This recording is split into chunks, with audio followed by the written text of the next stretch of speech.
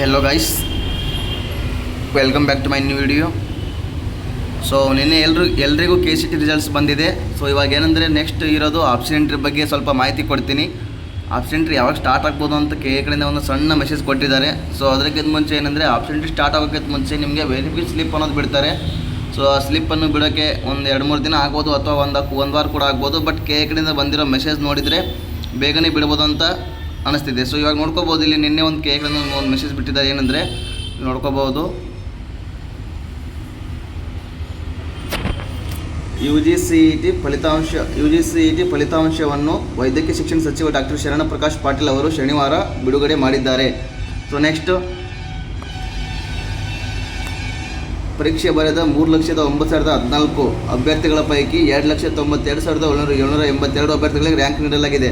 So ಏನಂದರೆ already 2,92,782 ವಿದ್ಯಾರ್ಥಿಗಳಿಗೆ rank ಬಂದಿದೆ. ಬಟ್ ಮಿಕ್ಕಿದವರು ಏನಂದರೆ ಸಮ್ ಸ್ಟೂಡೆಂಟ್ಸ್ಗೆ ಇನ್ನೂ ರ್ಯಾಂಕ್ ಇದು ಬಂದಿಲ್ಲ. ಯಾಕಂದರೆ ಅವರಿಗೆ ಮೀನ್ಸ್ ಕಡೆಯಿಂದ ಒಂದು ಲಿಂಕ್ ಬಿಟ್ಟಿದ್ರು, 12th ಮಾರ್ಕ್ಸ್ ಕಾರ್ಡ್ ಅಪ್ಲೋಡ್ ಮಾಡಬೇಕು, ಮಾರ್ಕ್ಸ್ ಕಾರ್ಡ್ಸ್ ಎಲ್ಲ ಅಪ್ಲೋಡ್ ಮಾಡಬೇಕಂತ. ಕೆಲವೊಬ್ಬರು ಅಪ್ಲೋಡ್ ಮಾಡಿಲ್ಲ, ಮತ್ತು CBSEದವರು ಮತ್ತು ಬೇರೆ ಬೇರೆ ಸ್ಟೇಟ್ ಬೋರ್ಡ್ದವರು ಕೂಡ ಅಪ್ಲೋಡ್ ಮಾಡಿರಲ್ಲ. ಸೊ ಅಂಥವ್ರಿಗೆ ರ್ಯಾಂಕ್ ಬಂದಿಲ್ಲ.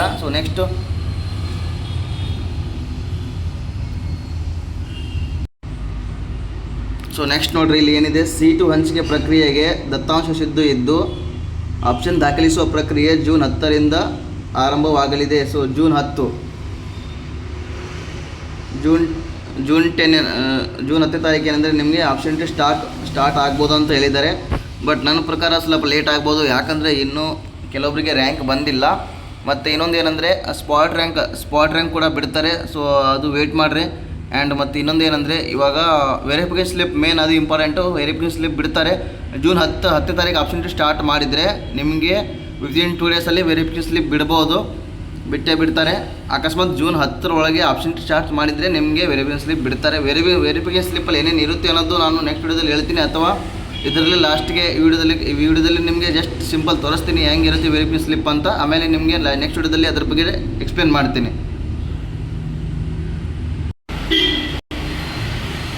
ಸೊ ಇಲ್ಲಿ ನೋಡ್ಕೋಬೋದು, ಇಲ್ಲಿ ನಿಮಗೆ ಇದು ವೆರಿಫಿಕೇಷನ್ ಸ್ಲಿಪ್ಪು ಈ ರೀತಿ ಬಿಡ್ತಾರೆ. ಸೊ ಈ ವರ್ಷ ಚೇಂಜ್ ಕೂಡ ಆಗ್ಬೋದು ಅಥವಾ ಇದೇ ರೀತಿ ಕೂಡ ಬರ್ಬೋದು. ಸೊ ಫಸ್ಟ್ ನೋಡ್ಕೋಬೋದು, scan here to login option entry. So ಇಲ್ಲಿ ಒಂದು ಸ್ಕ್ಯಾನ್ ಕೊಟ್ಟಿರ್ತಾರೆ. ಸೊ ಅದರ ಮೂಲಕ ನೀವು ಆಪ್ಷನ್ ಎಂಟ್ರಿ ಮಾಡೋಕ್ಕೆ ಅಲೋ ಮಾಡಿರ್ತಾರೆ. ಸೊ ಇದರಲ್ಲಿ ಈ ಬಾಕ್ಸಲ್ಲಿ ನಿಮ್ಮದು ಫೋಟೋ ಬಂದಿರುತ್ತೆ.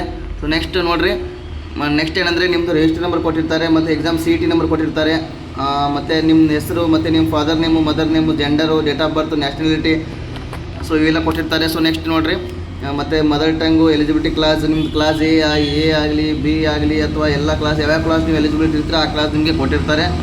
ಸೊ ನೋಡ್ಕೋಬೋದು. ಸೊ ನೆಕ್ಸ್ಟ್ ನೋಡಿರಿ, ರಿಸರ್ವೇಷನ್ ವೆರಿಫೈಡ್ ಡೀಟೇಲ್ಸ್. ಇದು ವೆರಿ ಇಂಪಾರ್ಟೆಂಟು. ನೀವು ಯಾವ್ಯಾವ ಅಪ್ಲಿಕೇಶನಲ್ಲಿ ಯಾವ್ಯಾವ ರಿಸರ್ವೇಷನ್ ಕ್ಲೇಮ್ ಮಾಡಿದ್ದೀರಾ ಅನ್ನೋದು ಇಲ್ಲಿ ಕೊಟ್ಟಿರ್ತಾರೆ. ನಿಮ್ಮ ಕ್ಯಾಟಗರಿ ಯಾವುದು ಅದು ನೋಡ್ಕೋಬೋದು. ನಿಮ್ಗೆ ಇಲ್ಲಿ ಒಂದು ಕ್ಯಾಟಗರಿ ಕೊಟ್ಟಿರ್ತಾರೆ, ಮತ್ತು ನಿಮ್ಮ ಕ್ಯಾಸ್ಟ್ ಹೆಸರು ಕೊಟ್ಟಿರ್ತಾರೆ, ಮತ್ತು ನಿಮ್ಮ ಇನ್ಕಮ್ ಎಷ್ಟು ಅದು ಕೊಟ್ಟಿರ್ತಾರೆ.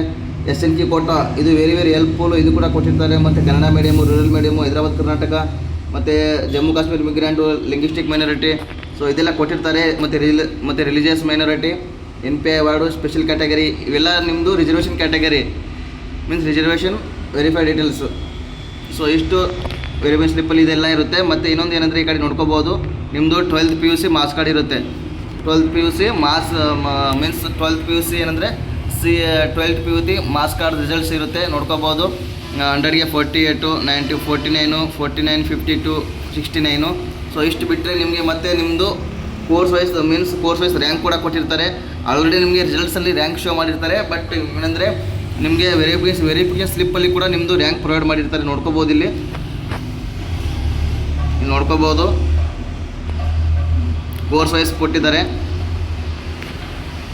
B pharma, BPT, engineering, nursing, pharma D, agri BSc, BPO, veterinary science, BSc, AHS, naturopathy, yoga, ಮತ್ತು ಮೆಡಿಕಲ್ ರೆಕಾರ್ಡ್ ಟೆಕ್ನಾಲಜಿ, ಇವೆಲ್ಲ ನಿಮ್ಮದು ಈ ರೀತಿ ವೆರಿಫಿಕೇಷನ್ ಸ್ಲಿಪ್ ಇರುತ್ತೆ.